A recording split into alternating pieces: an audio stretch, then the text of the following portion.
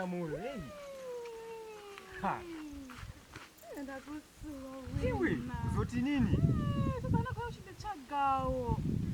Nenda tu uya patana sinda uya wani. Kuna kuonda kudeso. Sasa wani Auna kana kupa kwetoka. Akukana kutombo budi kana tulambizwa kutouya kunoku. Epese ndatonjenga kumboko nditwa kuzokuona. Kwanzi Angopinga kuti kunotsvaga zvona ndinozama John veve panekiti pedu pepai. Zvakaoma asi zvako. Vatakakudza mama wangu anzvanzi mwana wenyu ari kudanana kumina. Saka mama wangu vakandivova, baba wangu vakandivova zvona vatambode kana kutombokuona unaye kana zvachose. usakabekiwa kwatufarira. Avatode kana zvachose mudiwa wangu kuti mwoyo wangu wanga uchirwadza. Ndafara ndakuona. Wagona uya saka wadi. Iwe. Chini shamari. Veduwe, akusuwa wena.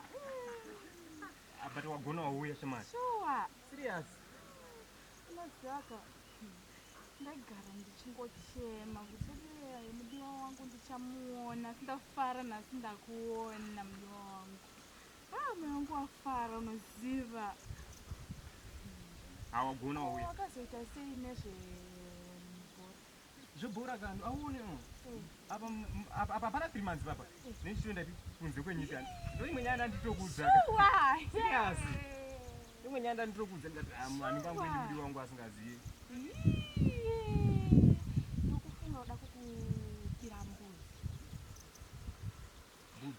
ndakukubira mbudzi asi sazondirasise kana waenda andimboda mari yangu ine isingatobhalansi saka unenge watogona watobatsira wakandirwadzisa mwoyo wangu ka unorwadza singatomboiti sazondirasise ndinoshuwira kuva newe kusvika taparadzaniswa nerufu andimbodaro auri wangu auri wangu handiti ndakakurasisa waitinda njengakumba rega ndinombona ndimbonotsvaga-tsvaga zvihuni kuzvimasango ndingokuperekedza ndichitsapa kasvikauzodze mama kuti ndichaenda ndozovaona nababa kazvikane kaingoti achadi kana kuuya kuona tete wake kuti ndiri kunozomuona zvinomuda zvingaite tete vangu ngoiye madiro anokuita kungoti sara titu chete muroora wangu ndoti achauya ka kuva ndindimasikana munoshanyirana